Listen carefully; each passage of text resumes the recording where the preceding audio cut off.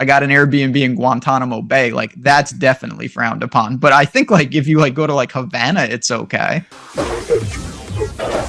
Experience. Mayo Experience. Mayo Experience. Mayo Experience. Experience. Welcome to the Pat Mayo Experience, presented by DraftKings. The Sunday slate is not on this show. That will come out on Friday with Tambo. Today, me and Raza are talking about the Saturday 3-game slate on DraftKings, plus a bunch of other stuff. I'm sure you can hit the time codes after we talk about this slate if you care about any of that. Maybe some college basketball. I know Ben's big into college basketball. I could theoretically not be big into it, but I could be big into it in terms of a monetary investment. That's right. If Ben has a good one for me. I don't know. There are 2 listeners leagues this week, by the way. One for Saturday and one for Sunday. There's only like 50 spots left in the Saturday one. That's down in the description. I'd recommend you go get it right now if you want to get in on the rake free action. And then we have the Sunday slate. Ben, there's also the one and done. That's coming back. I know. I got to prepare. I can't be any. Last year was not my year in one and done. So I'm excited. It's a good time of the year. We got bowl season in college football too. Just a really good time. And I like these short slates. I was telling you before we went live, I've actually had more success on these smaller slates this year than I have on the main slates. Does that mean we're going to win millions of dollars? If we round up, I think that's probable. Yeah. Way up. I mean, I can get behind that. So where do you want to start with this slate? Like, where do you normally start with short slates like this? Yeah, I mean, I think the first thing you got 6 teams, so it's a little different. I start with looking and saying, okay, is there one guy that's going to be like astronomical? And I think the answer here, particularly with quarterbacks, is no. I see merit to playing almost all these guys reasonably. So I think right off the bat, you're dealing with, I would say, pretty standard. There's not like there's one stack that's going to be 40%, 50%, and then 5 stacks that make up the other half. I don't see it that way. So I think kind of when I look at the games, it's a pretty reasonable slate all in all. You've got 3 games, all with a total within basically a touchdown of each other, competitive spreads, nothing that really stands out in terms of outliers. Well, where do you think that would be the spot where people want to go to build? Because with the pricing on this slate, especially at quarterback, with not one elite option, you can kind of go any way that you want. Like you can go Nick Mullins at $5,000 if you really want to. I'd suggest checking on the weather on these games that are outside. I mean, would that be sort of a deterrent for you that Minnesota, Cincinnati is outside where the other 2 are indoors? I mean, I think a little bit. The one thing though, always, it's baked into the total. So we do see that. That's the lowest total game by a couple points. And I do think even with that, pending we get good weather, it's hard not to think that people aren't going to go to Browning. I mean, he was on an isolated game against the Jags, outstanding. Played the Colts, outstanding, even though Chase did nothing with him. I would assume that people are going to look to gravitate towards him at home against Minnesota. I think that would make a ton of sense, although, I don't know, there's something about it that I almost rather play the other side. Like, who do you think the lowest owned quarterback is? Is it going to be Mullins or Trubisky? I think Trubisky. I mean, Trubisky That can would get be it my done. guess. Trubisky can get it done with his legs. Yeah, I mean, he can get it done with his arm if he throws, give him a couple, as long as he doesn't get yanked, throw a pick 6 or 2, and then let's have a day. Like, we've seen that formula work. I would think he would be the lowest of the 6, though. It's going to be him or Mullins, clearly, to me. Jefferson looks like he's going to play. So I'm just trying to think, who do you think the highest owned player overall is going to be on this slate? Could it be Zach Moss again? Third time's the charm. Yeah, it definitely could be. I think he's up there. Trying to look at wider, same. Honestly, Michael Pittman should be really, really popular. He's going to be up there as well. Just absurd 40 targets in 3 games, like 73. Money's not a problem. I expect both of the Colts skill position players to be really popular. So you have those 2. I know that you can always go to runthesims.com/Mayo and get yourself that 10% off all the DFS projections, the simulations, all that stuff. You can get that stuff at Stochastic as well. A little bit different, but the same sort of concepts in the lineup generators. I know that our lineup generator at Run the Sims likes Josh Downs as someone to plug into this lineup. So it just sounds like it's a whole lot of Colts. which, as we've talked about, that the small slate success, a lot of the times, maybe not say don't play any Colts, but just steer away from Colts. So I do think there's an element, and I'm guilty of this a lot. When you have a small slate, you look at your lineup and you've got a little of each game, a little of each team. You have one condensed stack maybe. Omitting a full game, or certainly omitting a full team, is a cool strategy, because if all it takes is one game to just completely go off the rails, not in a good way, and you've eliminated so much exposure in your tournament. So I do think there will be spots where I'll just say, I'm going to full fade in offense like the Colts, even though I don't think that that's likely to work. If it does, I mean, you're Moss, Pittman, Downs, Minshew. What a weird build that would be. Yeah, I would think so. Where do you want to start? Well, let's build something. I'm just trying to think at running back. Okay. Like, if the Colts, do you think if people use Pittman and they use Moss, then they're playing Minshew as well? Would that, like, logically where people would go to, or would they just use those two pieces and then try to stack up another offense? I think particularly with this slate, there's going to be a lot of Moss, Pittman around Browning, Goff, and Goff, same like Laporta type stuff. I don't think of course people will use Minshew, but I don't think it's going to be 100% correlated or even close to that in terms of Colts stacks. I'm just trying to figure out what do you think let's try to build the chalkiest build possible here. Let me bring up DraftKings.com. Again, you can find the listeners link down in the description. Try to figure this out. So, quarterback, you think it's going to be Browning? Yes, I think so. So Browning with Chase. And I think Zach Moss would be in there. Moss. So who do you think that the other running back is going to be then? Do you think, like, in this build, like, Mixon's been doing a ton with Browning. Obviously, anything Chase Brown seemingly does is through the air, so you could potentially put him with Browning. And he is what? Geez, I have no idea how much he costs. 4,800. Like, that's some big savings, although we probably don't need it if we can jam in a tight end. I think I would use Tanner Hudson in this lineup, to be perfectly honest. That guy just every week randomly they cut to the red zone and I'm like, oh, Drew Sample scored, and then it's just Tanner Hudson, and it's like, oh, okay. You can do that. I think another running back worth considering, particularly in this type of build, Javonte Williams. He's going to get around his 20 touches. Kind of just does his thing. I know he's got P. Ryan and the other guy behind him, but Javonte Williams kind of just shows up every week. He does, and since he's come back from his injury, he continues to get the work. And I have a take on how I want to build a little bit later on, but it might not involve Javonte Williams, but it does involve the Denver offense because Detroit's defense is so bad. So in this lineup, if we completely avoid, like, we don't have any Lions in as of yet. And the only reason I really want to go with Tanner Hudson, like, when we take a look at what he's done with Jake Browning, like, it's not a lot, but it's enough. And we know from the preseason, like, where he was the king of the preseason at one point, he's got some big play potential. He's very fast. That he just one shimmy and he's gone. They've been using him in the red zone, 5, 4, and 3 targets, 4 catches in back-to-back games before the 2. Hey, even when he had the 2, he still had the touchdown. Like, I don't think that outside of Laporta, really, like, you have Laporta and Hawkinson, they're like your safe locks, and they have, they're playing the two teams that give up the most points to tight ends. I think that for the savings, because they're so expensive, that Freiermuth makes the most sense to go to next. But once you don't play Laporta or Hawkinson, I really don't think that there's a difference. Yeah, I agree with that. That's a different build if you're going to allocate salary up there. I'm trying to fiddle around with if you can get St. Brown in this type of lineup and still make it work. Let's see. Let's plug him in, $7,900. So we have $4,500 left, so let's check a defense in there. Broncos D? Sure. Yeah, I don't care about the defense. Do we want to stack up Vikings D against Browning and just hope he throws pick sixes? So on short slates, I do that at times, and I have no issue really with any defense as long as it's not one that I'm just like, okay, this is an unmitigated disaster, and I don't see that on this slate. Like, do you have any particular take on what's going to happen with the defenses here? Like, I think objectively the Colts are probably the best defense just because they're playing the Steelers.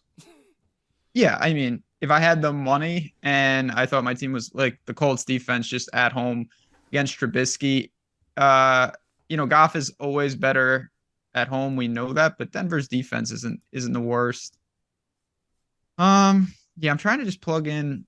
We're gonna have to probably punt a second time, which you can definitely do. Put Alec Pierce in here. Oh, Alec Pierce, the king of the one bomb per game? Yeah, averages 75 yards a catch. Well, if we let's just chuck in a defense. Let's chuck in. Screw it. I mean, we only have Javonte Williams going. Let's chuck in. Actually, I don't like Lions defense. Oh shit! I just accidentally clicked twice in a row. And if we put in Alec Pierce, we can have Jahmyr Gibbs and Lions D. I didn't mean to double click, but there we are. Well, that's not bad at all. No, that kind of works. The accidental build, that's always one of the more effective. So yeah, I don't love the Lions only because the Broncos outside of that Texans game don't turn the ball over all that much. But if we go to Vikings and just chuck in Vikings, and then we go to our flex, we can still have Gibbs if we want to. We can throw Mixon into here. David Montgomery, Cortland Sutton is another option. How do you feel about double tight end on a short slate? I don't mind it mostly just because when you have only 6 teams, usually depth of tight end is pretty weak. And if you get a couple tight ends who score touchdowns, it can be a really unique build. I think the most interesting build in tournaments is going Laporta Hawkinson. I don't know how many people are even going to try to do that. And I still like those guys. I just think it's a completely different build. All right, so let's fill out a flex here.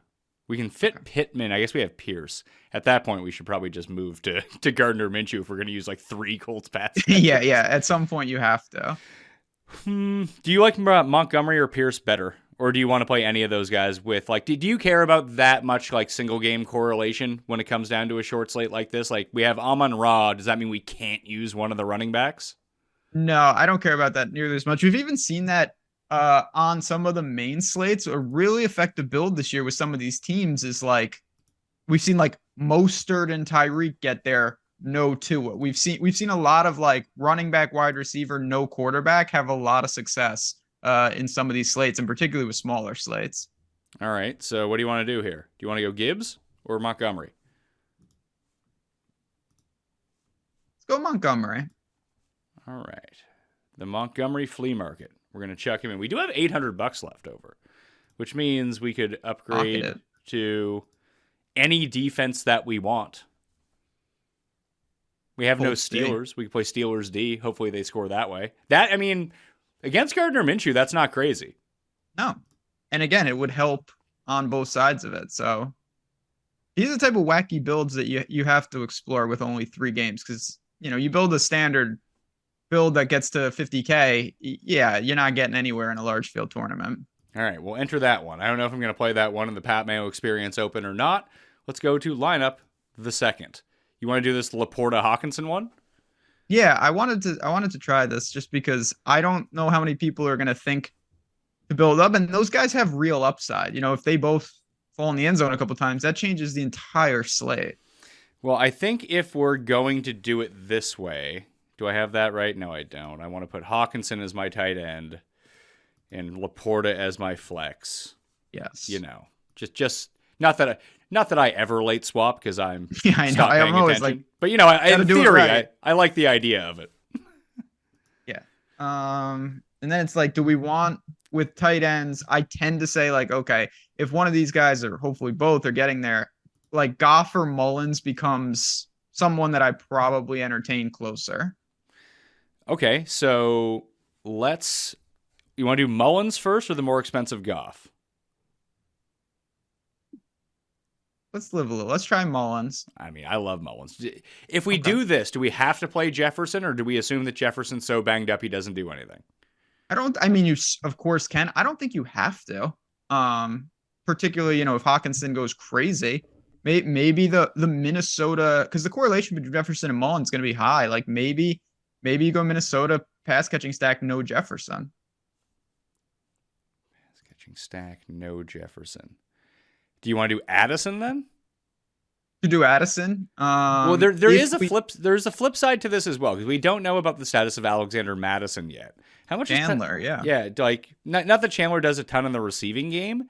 But I don't know what this is going to look like with Nick Mullins now. Like he actually presses the ball. I think he's the closest comp to Kirk Cousins that we've seen at quarterback for the Vikings since Cousins went out. Like, he's going to sit there. He's going to play action. He's not going to be afraid to throw over the top. He's like not great by any means. Like, he's not as good as Kirk Cousins. He's not as efficient as Kirk Cousins, but he's also not going to be terrified to throw a 30-yard pass like Dobbs was.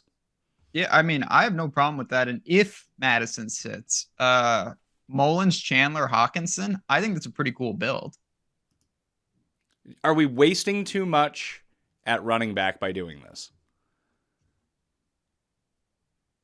I don't think so, only in the sense that the salary's going elsewhere. I'd probably want to go get a pretty quality running back next to Chandler, but well, who do you want to do? I think I mean, you could go. This is a lineup you could bring it back with Mixon on the other side. Okay. If you wanted to. Yeah. Joey Mix? Yeah. We still have 5,300. Let's throw in a defense. I like the Steelers D. Like Okay. TJ Watt's going to play. That's great news. Gardner Minshew reeks. Or he might throw 800 yards. Who knows? It's one or the other. He can do both. So that leaves us with 3 wide receivers to fill. I think that's why I kind of like Addison a little bit more than Chandler. I get that this one's a little bit different, but they're almost the same price, and then it gives us a bit more flexibility of what to do at receiver. I did some things on my screen. Oh, you did some things, did you? I did. I think this gave me a virus. I went Sutton, Higgins, Addison. So just complete overload of this Onslaught of the Vikings. Double run back of Cincy. One off Sutton and Laporta. Ooh. So no Chase, no Jefferson, but like the next 5 best people in this game. Correct. Yeah, you might want to switch to a Mac because I don't think your PC can handle that virus at this point. I've never seen a team that screams like 74 points more than this team in my life. This has some things. Will this be the showdown lineup from any of these games? Yeah, that's possible. I think we need to captain somebody. Yeah, but you can. I do think you can work 2v2s that are a little more conservative off this. Well, I mean, I don't hate this. Let's reconfigure it. I just played that lineup because if I'm gonna build it on the show, I gotta play it. Let's take out Higgins, Sutton, keep Addison in, get rid of Ty Chandler. So who's the cheapest running back that you think is viable on the slate? Besides, like, is it Jalen Warren? Do we put up Jalen Warren or Najee with Steelers? Yeah, it's one of the Steelers guys. Do you think the move is Najee because people, me included, actively dislike him? Yeah, I do think it's Najee also because he's, I think, more likely to isolate his points. So, like, if Najee has, they have a couple of pass interferences in the end, so he could score all the touchdown equity, where Jalen Warren's probably giving you a more robust portfolio of targets and things. And that's why I think people like him better, and I get that. Yeah, I think it's also a floor thing, too, and like what we see skill-wise from Jalen Warren, that although the quote-unquote explosive plays, like over 10-yard runs or whatever it is, for Najee this year have been really high, that when you watch Jalen Warren, he actively looks fast, unlike lead-footed Najee Harris. That you're like, oh yeah, if that guy makes a guy miss, he could go for 80 yards. He did it against Cleveland. But other than that, it's just like little dump-offs to him. And I guess that's the whole thing with Trubisky. Like, how good is their running game really going to be when you don't have... It's more that Trubisky's running game has the upside right now, and we're just banking on like 2-3 touchdowns from Najee, which I don't mind doing on a slate like this because I'm not playing a cash game. Yeah, exactly. It's all about, the structure, the risk tolerance, because you have to factor that stuff in. But you have to find some of these type of plays. We see it every short slate. I mean, even I'll reference the double. I know those games were absolutely drunk, but like, the Giants and the Titans, they had pertinent plays all over that slate, and that can happen easier on a 2 or 3 game slate. All right, so let's bring up the lineup we got on the go again. So Mullins, Mixon, Najee, Addison, Hawkinson with Mullins, Laporta, Steelers D. We have 6,300 for 2 receivers right now. We can go high-low. We could go high on. According to the most common names that keep popping up in terms of the optimal lineups when I ran it at Run the Sims. Pittman, Downs at receiver. Pittman, Downs, Pickens. Don't like that. Judy. Ugh. Oh, man. And Amon-Ra. Well, that's terrifying. Marvin Mims. But we can make it work. Like, if we do go with Pittman, let's say, because we don't have Moss, which is nice. That leaves us with 53. Like, Deontay Johnson's iffy. Like, he missed practice on Wednesday. But he might still go. I think he's... I guess we have Najee. We don't really need him at this point. Is there a game that we don't have in this lineup? I guess we have no Denver guy, do we? Do we just play stupid Judy? Ugh. I mean, if... You're in? Just in on Judy? I vote if he's... I don't know what his deal is. Like, he scores every week, but he doesn't score because he doesn't keep his feet in the field of play. While Sutton every week scores on one target, it seems. So, like, I don't know. I do like Judy in the sense that I've never doubted what he's like Pickens in that way. His ceiling is not the problem. It's that he gives you too many, 2 for 31s in there, and that's just such a killer. Yeah, and even the ceiling we haven't really seen in a while, have we? No, we haven't. They're not throwing. Denver's just like, you get 28 pass attempts. Maybe Pickens is the play. Oh, yeah, the diva. Pickens, his long of 7 last week. Five catches on 6 targets for 19 yards. Thanks for showing up, pal. That's what you get when you lose to the Patriots. You just needed a little... 26 receptions to get that 100-yard bonus. Like, usually I try to find, like, the loser of the slate and try to play him. And it might actually just be one of the random jabroni Lions guys, be it Reynolds or Raymond or Williams or Peoples-Jones, whoever it might be. Or maybe it's little Jordan Humphrey. Is he still playing? Peoples-Jones? I didn't even know he was on the team. Yeah, he got traded at the trade deadline. Oh. He had a catch last week. I was like, who the hell? I think he was like number 2 or something like that. And I was like, who the hell is that guy? I was like, is that Peoples-Jones? Like, it is Peoples-Jones. I mean, it's a very long nameplate on the back. You can kind of pick it out pretty easily. But yeah, I mean, he's falling in the act, whatever that's called, like the DPJ. He's behind DTR. There's too many people with 3-letter names ahead of him. I can't keep track of where he is. Well, let's see what Reynolds does for us here. Not Craig Reynolds. Josh Reynolds is only 3,600. He scored last week, I believe. Yeah, he did. He scored 2 of the past 3 weeks, but he only gets like 3 targets a game now. Yeah, he's someone, again, I think if you're building some wacky teams and like you have a Lions onslaught, you use Goff. He's the type of guy you could swap in as a cheap attachment or a one-off. Here's what we can do. Let's play this lineup that we have on the go. We'll enter that one, and then we'll re-import it, and we'll get rid of Nick Mullins, and we'll put in Goff. Yep. But we won't use Amon-Ra. We'll use Reynolds instead of Judy, and I think that works. It should work, yeah. Josh Reynolds, yeah. It actually leaves us 200 left over if that's the route that we want to go. And we still get Pittman. We get Najee. Is there another spot? I guess with Hawkinson and Laporta, that sucks up so much of your salary cap. The only other thing we could really do here, I just want to see, how much is Zach Moss? I guess we have Pittman, so it doesn't matter. He's 6,200. I guess where we're not playing, like, who do you think objectively is a better play? No price point. Do you think it's Joe Mixon or do you think it's Zach Moss? I think it's Zach Moss. Okay, so let's just drop Mixon to Moss. And then we can probably take... Pittman rates out as the best points per dollar play on the slate. I'm looking at that right now. Like, him and Downs actually are 1 and 2 in terms of points per dollar. So I'd expect the optimizer is going to spit out a lot of Minshew, Pittman, and Downs. Probably your most common stack, just because it's cheaper than a lot of them because it has Downs.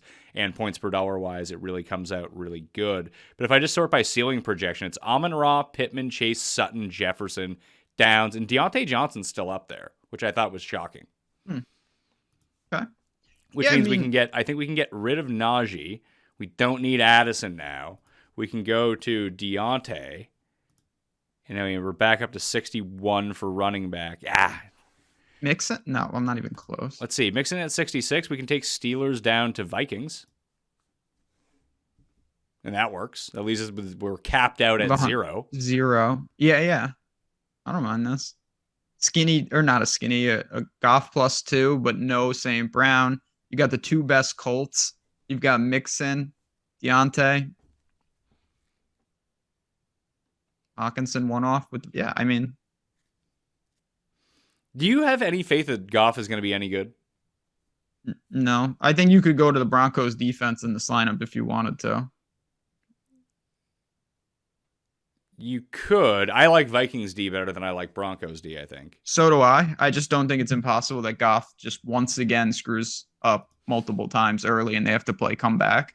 So you're just like, this lineup is almost predicated on, yeah, we don't have a run back for this. Like, we could get a run back if we want to. Like, we can chuck in Javonte Williams instead of Joe Mixon and then upgrade Reynolds to someone else if we wanted to, or upgrade Deontay. Like, that's possible. Because we're still going with the Hawkinson Laporta. Like, Hawkinson doesn't need to be in this lineup, I suppose. But no. I do like the idea of Broncos onslaught led by their defense. Like, that's the bring back that we have. Yeah, that again, that's on a 3-game slate. It's a little wacky, but you have to do stuff like that and hope. There's going to be a couple fluky plays. So, do we want to go? Do we want to try a Trubisky build like at all, or just like no? Like, if we're crossing off quarterbacks on the slate, is he the cross off? Or is there? To me, it's actually Russell Wilson. Although I was just gonna say that the optimizer loves Russell Wilson because he's probably good for like 17 points, but he's like maximum of 19 points. He's just like going to be the second or third highest scoring quarterback. I feel like no matter what, like someone is going to surpass him, maybe 2 guys. He's not going to be in the bottom 2 either. He's just like going to be Look at this consistency, man. It's incredible to look at, like, just to take a look at his game log and to see what he's done. So the past from last week on, 16.4, 18.8, 17.7, 14.4, 18.7, 18.6, and 13.9. Like, he's just in that zone. It's just like Cortland Sutton. And Tambo and I talked about that last week because we were thinking about playing Cortland Sutton at $6,100. It's like, well, he scores a touchdown literally every week. Well, actually, that's not true. Yep. 7 of 8 weeks he has scored a touchdown, but he's never had over 20 points. Yeah, again, like these guys aren't causing you to lose, but they're also not getting you there in terms of breaking through. So I think cash-wise, not that I don't play cash, so I don't give a shit about cash games. But if you were to do it, I could see how Goff and Wilson are super enticing. Yeah.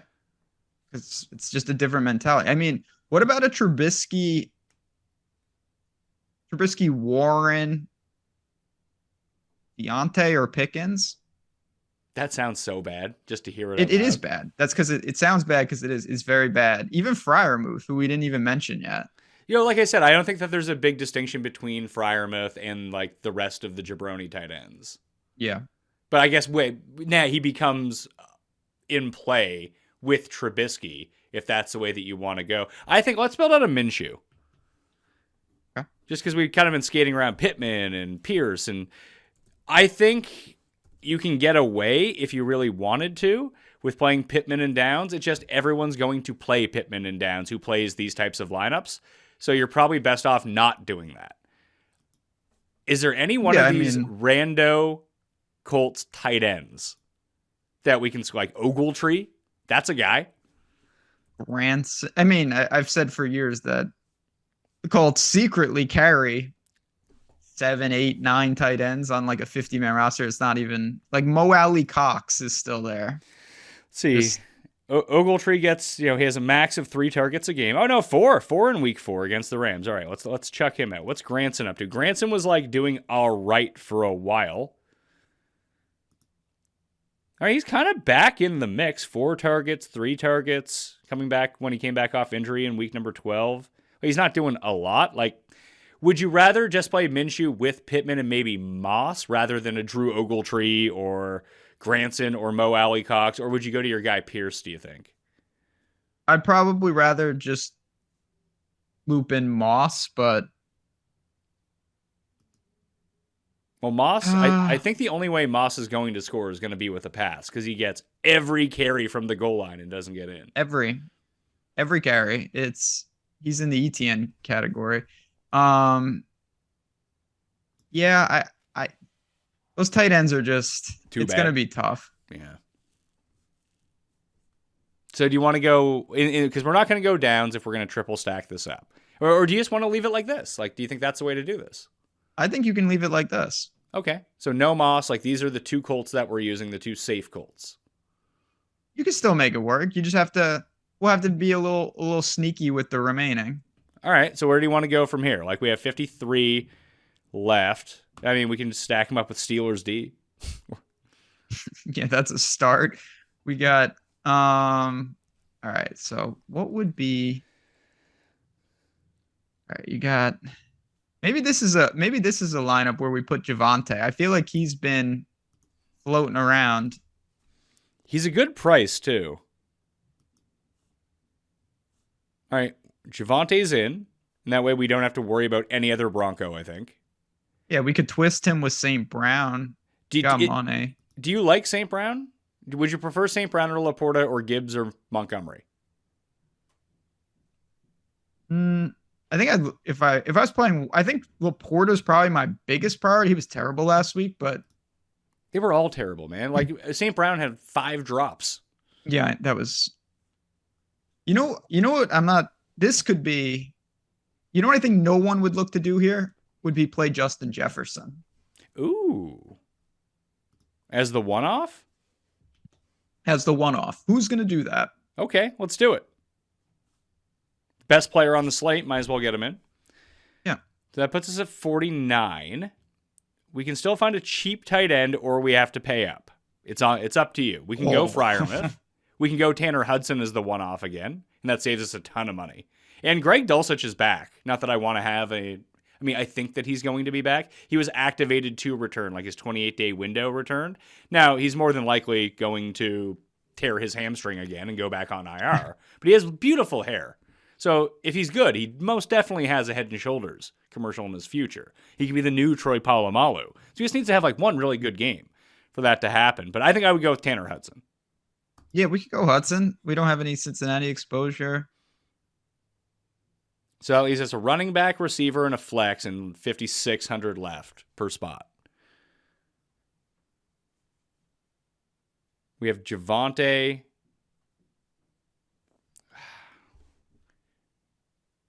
We have very good receivers. Yeah. I know that we have Jefferson in, but is this a spot to use Ty Chandler and hope that Madison doesn't play? Let's see. What does Ty Chandler do? He's 50, or you could use one of the Steeler dudes. You can use Ty Chandler and Gibbs. That works. Ty Chandler and Gibbs. Who does that leave us with at receiver? 4,700. Jerry Jeudy. Oh God. Jeudy or Josh Downs. Yeah, Downs. Or we could drop Steelers D out. Just saying, and go to who cares?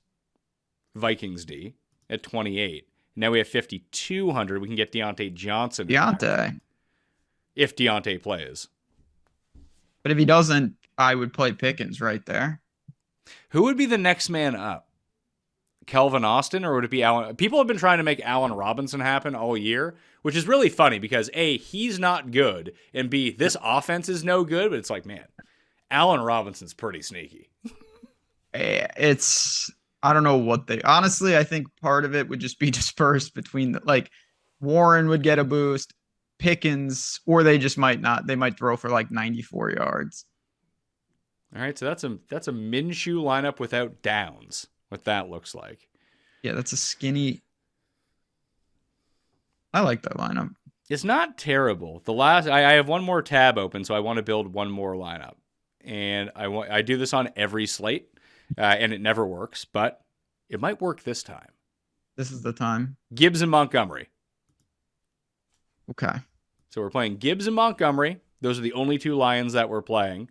And I guess we can play, you know what? We'll fill out our flex with Javonte. And say, This is how this game goes down. It's a shortened game, and they just run the entire time.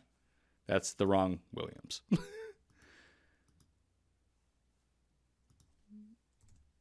So where do we go from here? We're gonna let's see. Clicking all sorts of shenanigans. Steeler D. We can do that. So 5,500. Is this like the Mullins lineup? So I had we certainly can do that. I went Trubisky, Fryermuth, and Downs, and I was playing around with that. I don't even think we need to get that crazy, do we? No, I mean if you do, you can just take like 2 stud wide receivers. You can take a Chase one off if you wanted to. You could go like gives us Chase and nobody. T. Higgins, unfortunately. Yeah. All right, so not Chase. What if we do St. Brown? What if we do Jefferson? Jefferson and 5,800. Jefferson Madison. These guys are correlated too well. We could throw in Deontay Johnson just to go with this stack again. Yeah, that's a good point. So you can definitely do that. Yeah, I mean, you could do it just like that. Jefferson and Deontay and leave a little money, which means absolutely nothing. I know that we're kind of playing around with lineups right now and throwing Justin Jefferson in as a one-off. Like on a scale of 1 to 10, how good do you feel about him this week?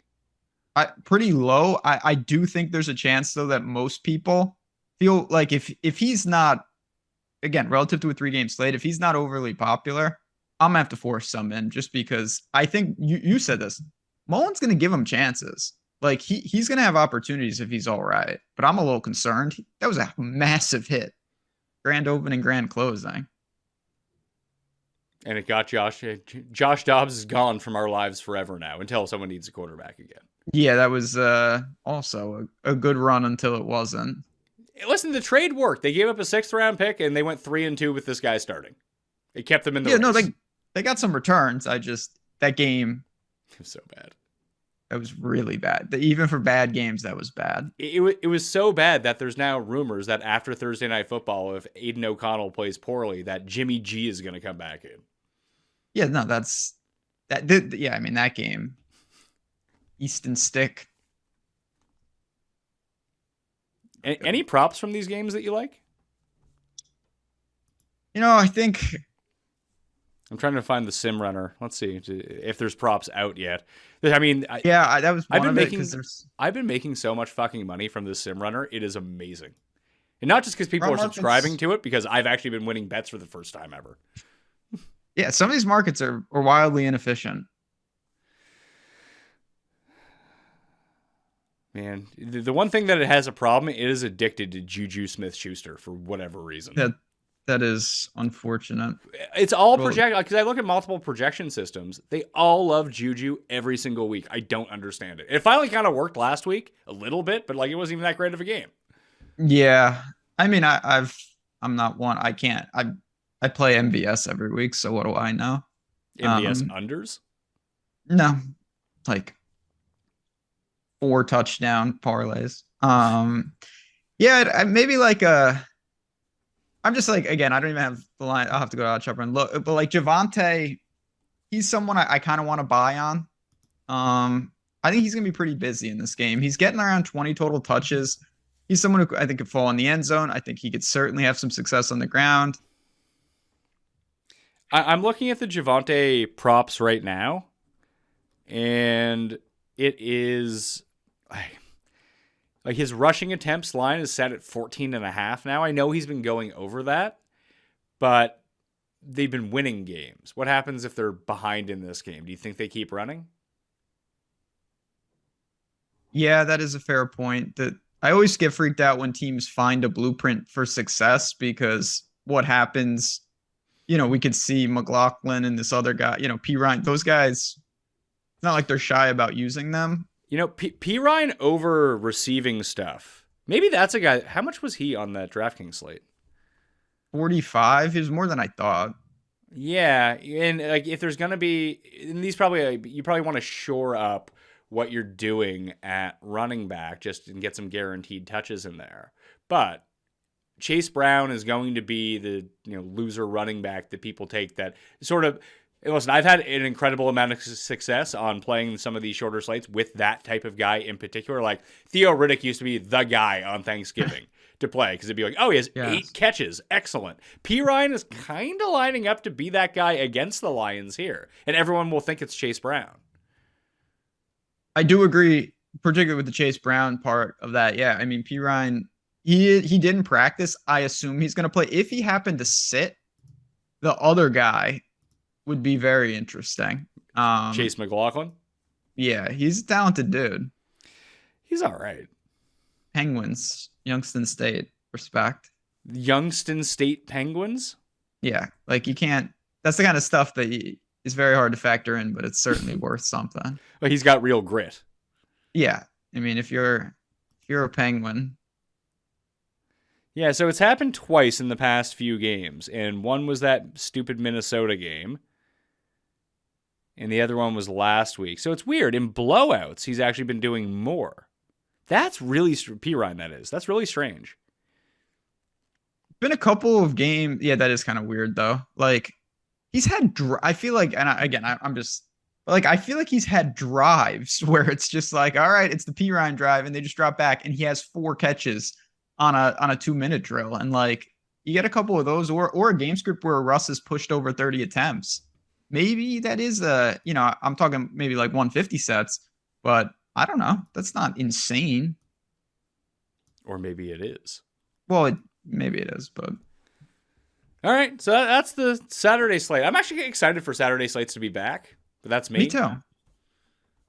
I'm down for the smaller slates. They're more digestible. You can do some things that you can't get away with on main slates. That's my favorite part about it. Like you can make actively bad plays and justify them, like I try to. I do that on main slates, but it never works. That can work on Saturday slates. There we are. That's a reason enough to play on the Saturday slate. Yeah, exactly. All right, so that's Saturday. And you can like go out and about as well. Like you can go shopping or whatever. You just have it on your phone. Yeah, it's manageable. Very manageable. One game at a time. So now that you've been doing this series where you leave your house and walk around and film videos, although I'm still kind of convinced it's on a green screen, like is it getting you out of the house more? Yeah, and I know that because I'm perpetually sick now.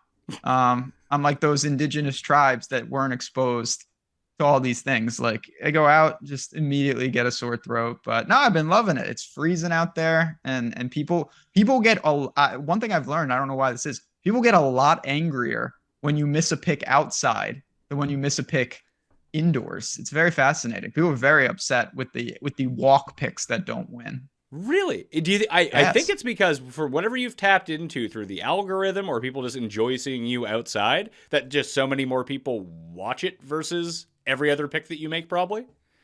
Very, very possible. Yeah, people seem to. I don't really get it. I'll be honest, but now that bowl season's come around, I have a feeling I'll be outdoors on Saturday, giving a pick, having some fun. It should be. I mean, as long as you don't take it you don't take too much offense to when it goes wrong. But I mean, I've noticed that a lot. That when you're within your sphere, like my sphere, whatever it is, and like you get a pick wrong, you get a pick right. Like people are still happy when you get picks right. They're not too upset when you get picks wrong. They kind of expect that at this point. But if somehow a piece of content that you do goes outside of your general circle and like random gambling Twitter gets involved in it, like these people are nuts.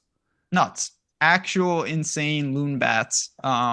It's banana land out there. Yeah. And that's happened with those in particular. So I'm enjoying that. We'll see. It's cold here now, though. I'm not gonna lie, it is cold, but we'll power through. You can. I mean, you're a skinny man, so you need to dress up a little bit. But yeah, I got a burrow. That's not bad. Be fine. It's colder where I am than where you are, I'm guessing. Yeah, I would assume. It's just windier, really. You have snow on the ground? Temperature. What's that? You have snow on the ground? Actually, I woke up and there was like a 1/12 of an inch of snow just kind of like dusted on the ground. And my kids were like, That's let's nice. Go sledding. It's like, we can still see the grass. Like, what are you talking about? Go to school. Yeah, we haven't got much yet, so we'll see. We did get dumped on like a week and a half ago now, and it was really? like a legit foot of snow. It's all gone. Oh, yeah, that's aggressive. We have not got that. Yeah, like when you live directly on the coast, you don't get a lot of snow. Like it doesn't snow often here, But when it does, But when it does, like, it's a lot of snow. But then it immediately, like, it goes away within 3 days because it rains for 2 days or something. And it's like, it's not freezing temperature, so it doesn't freeze to the ground. It just kind of melts away. But it's always been the biggest misconception, even within Canada, about living on the East Coast. Like, there are parts of the East Coast that get a lot of snow. But after living in Toronto for so long, like, they get a ton of snow. And it snows all the time.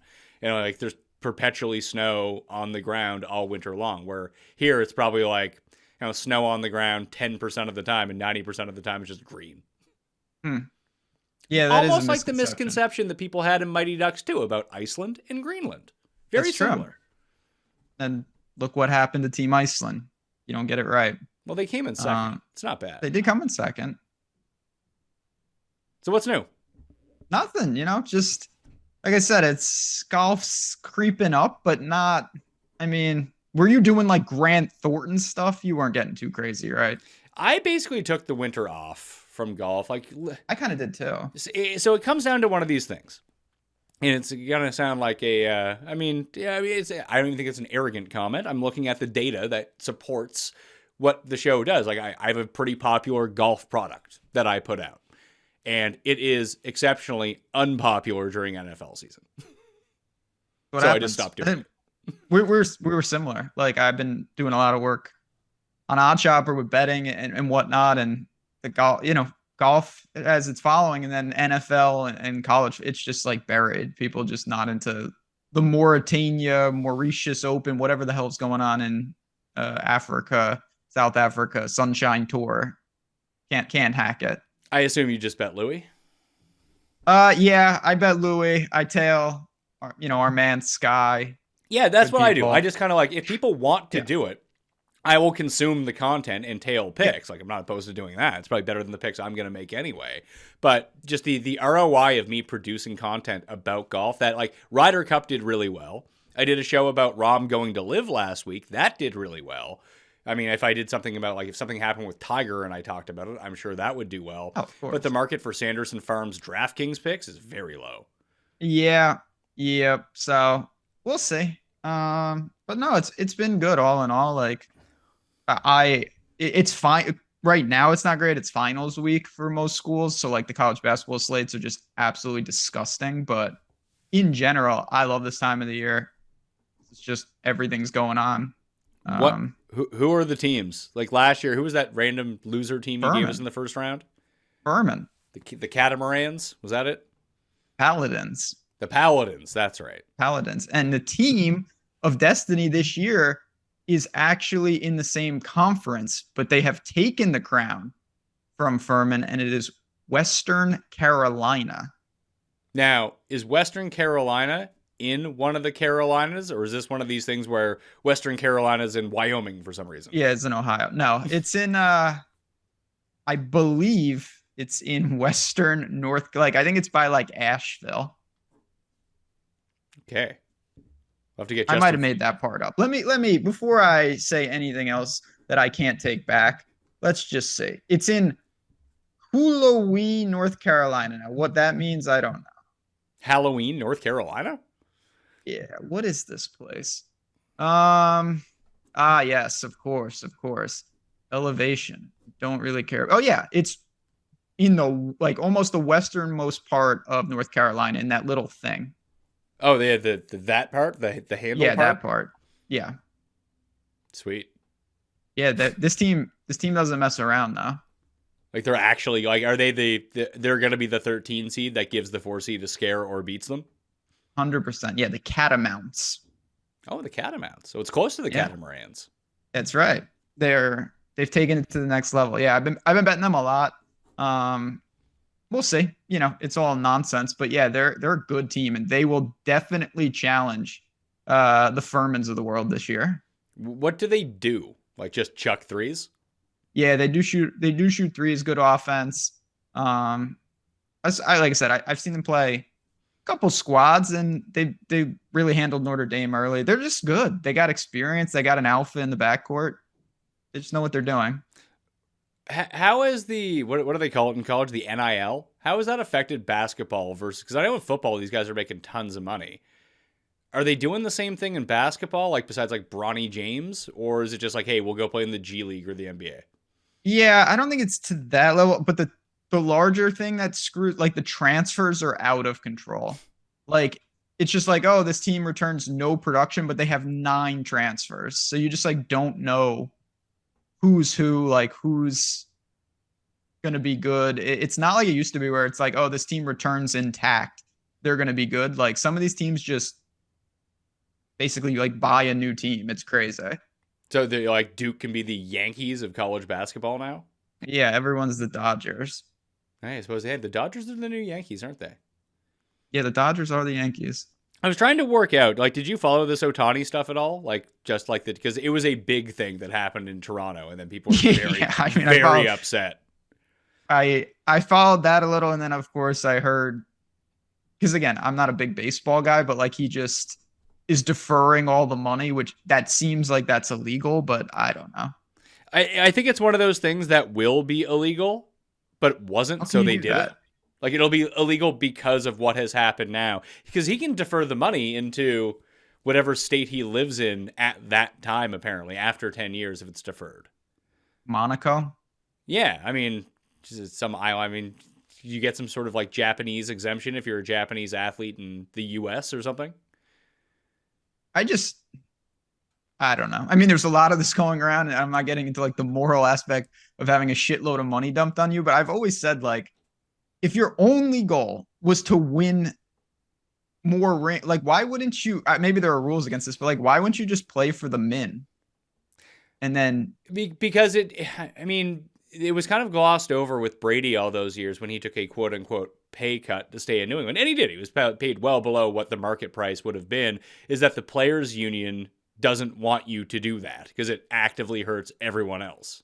Yeah, I guess that's a fair point because it's just like if you're making 100 million endorsements, like what is the point? Why not just take the actual Stone Min and let you just build a super team? Well, you can also flip it back the other way too. Like, I mean, within the parameters of a salary cap, I think that makes a lot of sense. But if it only means you have to pay the luxury tax in baseball, like baseball, the people that own the team have like $100 billion. What the fuck do you care? Yeah. Baseball doesn't count because they can just do whatever they want. But like in like the NBA or something where there's an opportunity cost if you take the super max. Like, yeah, I think it's the players' union be like, hey, if you don't take the super max, that means that the super max might not go up next year for the next guy trying to get a super max. Okay. Yeah, I think so. But I saw a lot of people like crying, even like Jays fans. Like when I talked to my dad, Blue Jays fan. And like they didn't get Ohtani, and he's like, "Well, I didn't want to pay $700 million for him anyway." It's like the Jays would have made back so much more than that $700 million just by having him on the team. The amount of revenue generated in stadium from selling boxes over the next 10 years, the amount of media and hotels that come along, and that's the weird thing that people don't seem to understand about the Jays is that Rogers Communications, who owns them, owns every vertical on the way up of the Jays. They own the property, they own the stadium. They own the team. They own the TV network. They own the telecommunications company. They own the apparel company. And the broadcast rights don't just stay in Toronto. They actually own it across Canada as well. And I think that although they would have to cut in MLB, that they would also own the right to negotiate with Japan for a lot of this stuff as well and increase the rights to individual Blue Jays games over there, which I think is where all the money would come from outside of the apparel. That would be... I mean, I don't know any of this, but it seems like that would be just stupid potential. Yeah. And right now, like just with the Japanese population in Vancouver and even Calgary at this point, where most of Western Canada, although they like the Blue Jays, big Mariners country out there because, same time zone. It's much closer to Seattle than it is to Toronto, but that would be a way. Like you saw after the Grizzlies moved from Vancouver and the Supersonics moved from Seattle, the Raptors gained a huge market share in Western Canada where there's a lot of people because the closest teams were now gone. And if you had Ohtani on the team, a lot of the Western Coast people. I mean, there's just a lot of Japanese people who live out there. Japanese people for American sports like baseball, kind of the most, more so than hockey at this point, that you might get them to switch from the Mariners to the Blue Jays or at least watch those games. So just the potential for it is huge. And like, it seems, I don't want to say it sounds cheap, but at the same time, I think that the Dodgers are going to make a lot of money off this. Yeah, they're going to be fine with this. Like, this is a transcendent player. I didn't know that. That's interesting about Western Canada. Yeah. Okay. Well, the market for any sort of like, once the Grizzlies moved out and the Raptors, like the Raptors market is like 40 million people. Like, it's not just Toronto, it's all of Canada. Even Yellowknife. Yeah. Well, we looked that up. There's only like 20,000 people who live there. That's the untapped market. Got to ask Cam. He should have a team. Cam's live there. You got to ask him about it. I will. Kentucky Derby, be here soon enough. It will. Is there any like sort of horse racing going on?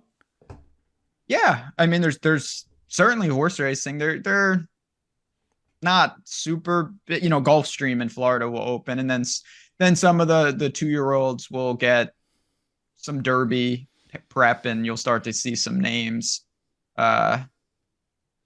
Next couple months be fun. All right. I bet horses yesterday, actually. What's that? I bet a couple horses yesterday. Just to get a win? sweat on. No. It was not even. I was complaining about this yesterday. Like, it wasn't even that they lost. I've bet a million races in my life. These horses just like were tired from the start. Like, they just didn't seem interested in running. It was weird. They were just like, nah, I'm not. It's too cold. So it's like I have this. Yeah, it's in my newsletter this week. It's some random. I mean, it's not like I come up with the trends and stats. I get someone to do that for me. But they gave me the notes and I read it. And obviously I didn't remember it properly and I don't have it in front of me right now. But Miami's against the spread record when they play in like 70 plus degree heat at home is like 16-3 against the spread or something like that. And every time that they don't play in those conditions, like, they're terrible. Well, they're not going to be playing in those conditions come playoff time. No, but they will be this week. Yeah. Oh, yeah. They'll be back. But here's the thing. They might be playing in those conditions. I mean, I don't know how hot it is in Miami in the middle of January, but like, just because it's funny, because just because they lost a game, they're now finished. And I didn't think they had much of a chance to win the Super Bowl anyway, because I didn't think that they were all that good. And I did worry about them playing in the elements. But now to completely say, well, they have a 0% chance, even at the number 1 seed, like Baltimore could lose to Jacksonville this week, Miami can beat the Jets, and all of a sudden they're the 1 seed again. I mean, it is so, obviously the NFC is even worse because like the Giants control their own destiny and stupid shit like that, it feels like. But yeah, we'll see. I'll be interested to see if the good news is it looks like, barring something absolutely outrageous, like they won't be going to Buffalo or anything. So that helps. I have a twisted theory that Buffalo wins the Super Bowl, and it's because they don't ever have to play at home. Okay. I mean, that's like the old Rodgers where it's like, if you have a super court, like build a dome up there. Yeah, but what happens when you don't have the super quarterback? Well, that could be then you destroy your stadium. You just blow it up. Like Sim City, you start again. You just delete it. Well, when is there a new stadium being built? Like, you're like approximate to that area ish, like within 5 hours, right? I don't think so. Really? If you drove for 5 hours, you couldn't get to Buffalo? I don't know. Yeah, last time we looked at it, you could drive for 5 hours and get to Montreal. Yeah, I think I can do that. Is it not possible that I could do that and not get to Buffalo? Well, I don't know. Like, it's not like you don't live on the border of like Canada and New Hampshire, do you? No. I live by New York City. Yeah. So, I mean, New York City to Buffalo can't be 5 hours, is it? I don't know. May? She says it's pretty far, but let's see. Where am I? Okay, this is where I live. Buffalo. 6 hours and 5 minutes. So yeah. Yeah, I mean, you might as well just drive the extra 2 and get to Toronto. Yeah, it says what the hell's Hamilton? That the Hammer. That's the Pittsburgh of Canada. Yo, man, my sense of for someone that I consider myself pretty like well versed with geography, I have no sense of like Buffalo is literally right there. by Toronto. I never picture those that close. Yeah, that's why they played those home games in Toronto for all those years. Like, there's always Yeah, I a remember that. cavalcade of people from Toronto who go down every Sunday. What is Quebec City? That's the capital of Quebec. And they have nothing? Like, I It's know a- they used to it's have like ac- the Nord. It's actually a Nordiques? sister town of where I live in Halifax. Like, the two oldest cities in Canada are Quebec City and Halifax. Like, that was the first French colony, like where they built it up, and this was the first British colony. And then they suck now. But like, if you go to Montreal, you don't have to speak French. Like, it's an English city basically. Like, you can speak French if you want to, but legit everyone speaks English. Businesses are in English. All the services in English. Quebec City is like 100% French, Oh, like, okay. Interesting. and it's very old timey. Like, there's a lot of old forts from like the 1600s and shit like that. It's actually kind of cool for a day. Yeah, I'm okay. Every time I get on, this is where we end up. I don't know how. I do know. So I don't have any other time to utilize this like random knowledge. No one ever asked me about Quebec City. I also haven't been there since the 9th grade. So what do I know? That's more recent than I've been there, so. We did our class trip. We took a bus from here to there. It took like 17 hours. Sucked. And I'm like looking, it looks like you could drive if you wanted to into New Brunswick, or is that a bridge? No, from where? From Nova Scotia. Oh, yeah, no, it's all land. Oh, it all connects? Okay. Yeah. The only bridge is from New Brunswick to PEI. I think it's like the second longest bridge in the world. Oh, yeah. I'm right there. Yeah. So if you play golf, you can go to PEI, or if you love Anne of Green Gable, that would have been a huge boon if they Jay signed Ohtani. These people from Japan would come over, watch some Ohtani, then they'd fly into Charlottetown to go to the Green Gables thing. Another missed opportunity. I know. Hurting the economy of PEI now. The toughest of scenes. The tourism board hates it. Yeah. And all this stuff is like closer to you than, not PEI. That's closer to me. But a lot of the stuff's very close to you. Yeah, I see that now. Well, if I get, I said I'm going to make a pick on Saturday. If I get walking and I have to do a couple takes, who knows where I'm going to end up? I might stumble onto Hamilton. I think that we should all go to the President's Cup this year, next September in Montreal. Like, it is very close to you. Do you think that you would drive or fly? Probably drive, just because I would probably drive to Saratoga, because like I go there all the time, and cut the trip in half. How far away is Saratoga from you? Like 2 hours? Yeah, it's like right by like Albany, which is in like the heart. It's like almost the midway point. Okay. Like if you go to, I'm like almost due south of Montreal, like perfectly. Yeah, when you're in Montreal, because Montreal is on the border, like you take the bridge over to the States like immediately. And I assume that just dumps you in New York. Taken that a few times, but then like drove through the top of New England to get back home. Because you can take a ferry from Nova Scotia to Maine, to Bar Harbor. Oh yeah, I see what you're talking about. Yeah, so I've never been to Canada, so. That you live 5 hours away. You've never been to Canada. Your money is worth so much here. Well, it's gonna be worth a lot more after Deontay Johnson, a couple touchdowns. I don't know what the exchange to Trump NFT to Canadian dollar is, but I'd have to imagine it's very high. Good point. Good point. You buying those up?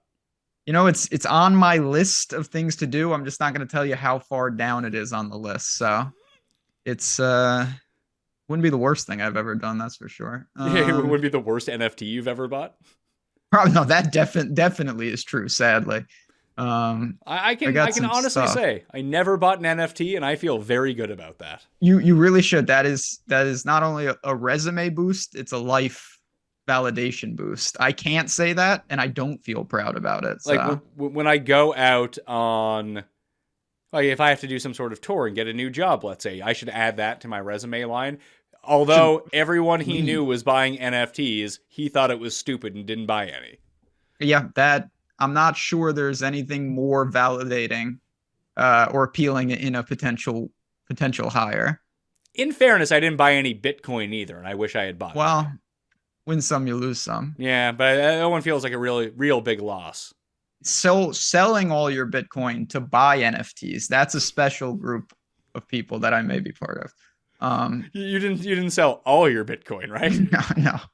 No, but I didn't sell zero of it either. So, bad news bears, man. Yeah, man. Well, I think we'll be talking a lot more in the new year once golf comes back.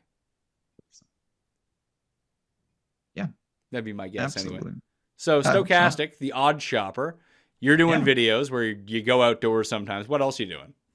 Yeah, I mean, we really revamped it. Obviously, we've got a ton of really cool tools focused around the market, focused around if you're serious about betting, and then we have some fun with it. You know, the Discord, giving some picks, having some fun. So if you do want to check it out, oddshopper.com, completely brand new and revamped. I'm excited for the new year, just with all these new sports and golf, and maybe even new cities for May. Ottawa's right there. See, I'd like to go to Ottawa. I've never been in Ottawa. I'd like to go to a Senators game. That I actually would like to do. So I've been in Ottawa. I think I was talking to Cust about this because he's like, oh, because that's where the capital is, obviously. You know, Tim's beaten off to Parliament buildings or something like very big on government. Like, he's like, oh my God, the Parliament. It'd be like, did you ever go to Washington? Like, oh my God, the White House. Like, I really needed to come see this. You're like, yeah, fuck this. Like, whatever. Yeah, no, I've never been there. Yeah. So most people are like in our camp, but there are certain people like, oh my God, like just the history, the meaning. So Tim's one of those people. I've been in the Ottawa airport 23 times because it's a connector for me. Nice. Like when I used to fly between Toronto and Halifax, you'd have to connect. The flight would go from Toronto Island to Ottawa to Halifax. Like you had to make that stop for a lot of the flights that I was taking just to fly out of there's a city airport. In Toronto, it's downtown, it's on an island, and you can just, you don't have to spend like an hour getting to the airport. Problem with the Senators is their arena is in Canada. It's not in Ottawa. And this is like a big thing with there. It's like why no one goes to their games. It's like, it's essentially a hockey arena that is where Foxborough is. Oh yeah, that's bad. Yeah, it's like 40 minutes outside of town or something stupid like that. Yeah, I can't even find this stupid place. I didn't know that. Yeah, I would like to. I always forget about Ottawa. Yeah, most people do. And here's the worst part about Ottawa. It's right on the border of Quebec. What are they? Oh yeah, wow, it really is. I see it right here. Yeah, Gatineau is on the other side. Yeah, Gatineau and whatever Vanier is. Vanier. Yeah. And there's a little small village called Patrick Cantlay up there. There we go, Cantlay. Can't that guy just is there a chance that he can just join another tour? It doesn't need to be live. Like he can just go somewhere else. Yeah, Sunshine Tour with Patrick Cantlay. I'd be for that. Now he's calling the shots apparently. So that can't be. Who the hell is listening? Does anyone like this guy? Just I don't. Like you don't ever know anything about golfers, yet somehow he has become like for a long time I really didn't like Phil because Phil seemed like such an asshole, and then he got older and it was like kind of hilarious that he was an asshole. But now it's just Cantlay. Maybe Cantlay's the young Phil. The young Phil. That is. Maybe he is. Maybe he is. Because I don't know what's going on with that. He'll get his major in like 10 years. Yeah, God willing. I mean, money I've sunk in on him. That's below NFT. I would have rather bought more NFTs. Very bad. Are you gonna watch Live now that John Rahm is there? No. No one is. I got called a PGA Tour apologist the other day because I had made mention like no one's going to start watching Live because John Rahm plays on Live now. Like if the other guys didn't bring you over, Rahm's not moving the needle for you. Definitely not. Yeah, just no, not going to. So and the thing is, I do watch Live. Like I'll check Live on in the background. I don't care. Like what's the most random thing that you've had on in the background lately? Like Russian soccer or something? Yeah, I actually got into. I don't understand the rules, and I want to be clear. I'm not betting this for real, but I got on like highlight. You ever see highlight? Yeah, with the big Coke nail. Yeah, like if the ball was on fire, it would possibly be the greatest sport ever. And probably extremely dangerous, but like they whip that thing. Have you ever held a highlight ball? Maybe, but if I did, I'm unaware. Is it like a squash ball? No, it's like a piece of fucking granite. Like it will kill you if it hits you. So if that was on fire, again, confirmed, that would be insane. I like it. Yeah. So yeah, I've had all sorts of shenanigans. Azerbaijani soccer, yeah, all sorts of stuff. So live in the background is not gonna be a big deal for me. One of the most dangerous games on earth, highlight. One of the most rigged sports on earth, highlight. So a dangerously rigged game. Well, I mean, it's dangerous to play, but it's also exceptionally rigged. Is there a hotbed of highlight? Miami, I think. Oh, I was thinking like Suriname. So there's not like a country that's just like we do highlight. It's just Miami. I think I don't know if it's like a Latin American game or if it's like a Spanish game and that just kind of trickled down and was brought over. I don't know, but like it seems to be big in Miami. I mean, I'm sure that the Google man can tell us about this. Latin America and the Philippines, but it's been dominated by players from Spain, France, Cuba, and Mexico. Do you think that it gets any Cuban defectors like baseball does? Like you're That's so how they good do at it? highlighting Cuba. Like there's money. You're like the Yoenis Cespedes of highlight, and you need to get out. They maybe like Yasu Pig of highlight. I don't really understand. I mean, again, I've seen it and it's that cone thing seems interesting. Yeah. Like I said, it's a big Coke nail. Yeah, I respect that. Highlight. Maybe we can go to a highlight match. I really should have qualified for King of the Beach. Then I could have got down to South Beach and went to highlight instead. That's a missed opportunity. Tambo in didn't Ottawa. even do that. He just went. Priorities. Like setting that lineup is important, but it's not as important as if you could have caught the highlight match. Can you go to Cuba now? Can Americans go to Cuba? Or is that still like, is it possible, but like frowned upon now where it's not? Definitely frowned upon. It's not like outright illegal anymore. I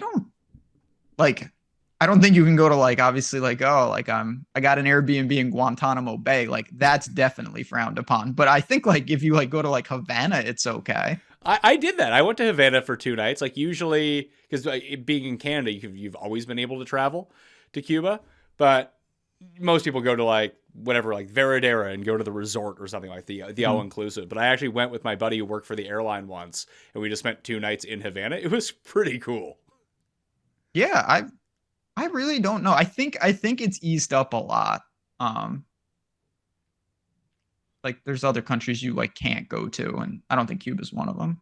Well, the whole thing with Cuba and a part of their economy now, obviously it'd be better for their economy to be open with the United States, especially in terms of trade. However, as a tourist in these countries, the rest of the world actually really likes Cuba because you can go there and not run into Americans. That's a real thing. Sounds more appealing by the second. Yeah, like I'm going to Aruba in February with my wife, but apparently like there's a stark difference between Aruba and Curacao, which are both Dutch islands, the ABC Islands, just at like the top of Venezuela or Ecuador or whatever it is, like at the very bottom of the Mediterranean off of Panama. And I guess Aruba is basically the North American, Canada, United States destination. And Curacao is like the Euro destination. Like there are direct flights from Amsterdam to Curacao, but not to Aruba because only North Americans go to Aruba and only European people in the rest of the world go to Curacao. And like if somehow they like cross paths and go to the wrong one, like they hate it there. They're like, oh my God, Aruba is basically Las Vegas with the amount of McDonald's and Starbucks that are around. And then like when North Americans go to Curacao, it's like nothing is fucking happening on this island. Just we need to go to what is it, Bonaire? Whatever B is. Yeah, I forget. Is that what it is? I don't know. Barbados, Bonaire. No, There's it's not islands. Barbados. ABC Islands. Let's see here. What's the B? Yeah, it is Bonaire. Yeah, that's Fresh where Prince I of should Bonaire. go. Sounds like a good time. Yeah, we're doing a stopover. Like we're doing a stopover in Panama City on both ways. We're spending 2 days in Panama City the first time, and then another day in Panama City on the way back, just to kind of Nice. like it's a really long trip. So the trip from Aruba to Panama City is only like 2.5 hours or something. So you just take that flight, chill in Panama City for a while, and apparently Panama City is quite nice. Yeah, I mean, in my travels on Google, it has seemed nice in the past. Belize is down there. I'd like to go to Belize. Yeah, but Belize is, I've been to Belize once, and it's all English, so that's helpful. Same as Aruba. I mean, I guess they would speak Dutch, but it's predominantly English on Aruba. But Belize, a lot of skinny dogs. Skinny dogs, okay. Skinny when dogs. When I was a kid, I remember like the first like shady sports books I ever used were out of Belize. Belize I or always Costa have Rica. Yeah, Costa Rica is another one down. There's a lot of countries down there. Yeah, that's just your take. There's a lot of countries down there. Confirmed. So like, when I was asking around, it's funny you mentioned all the shady sports books. So I know a few people who've worked either at these shady sports books, like on location, and I know a few of them. So I asked them, "You've lived in Costa Rica. Like, I want, like, we're gonna go to Aruba, but I want to do like a city somewhere in between, like somewhere in Central America. Like, where is the spot to go? Like, is it San Jose, Costa Rica? Like, oh, you guys live there. They're like, no, go to Panama City. Like, you can it's an Americanized city. There's a lot of money because of the canal. Like, there's brand new hotels, brand new restaurants, and the way that it was described to me, it's like the other ones are like kind of slummy, and this one's not. Yeah, that's not. Go to Nicaragua. Yeah, I heard that's not a good idea. That's another. I think that's in the frowned upon category. Yeah, I mean, these are all places where I'd want to go if I don't want to go there with my wife. Like, these are places where I would have wanted to go when I was like 21. Yeah, just into the jungles. Yeah, just send me to like wherever. Like, I'll be fine. Don't worry about me. But now I got kids and things to look out for. It's sharp. Like when I went to Mexico City and just wandered around Mexico City when I was 20. I probably wouldn't do that now. No. Anyway, that's us shitting on other countries we've never been to. Yeah, sorry, all of our.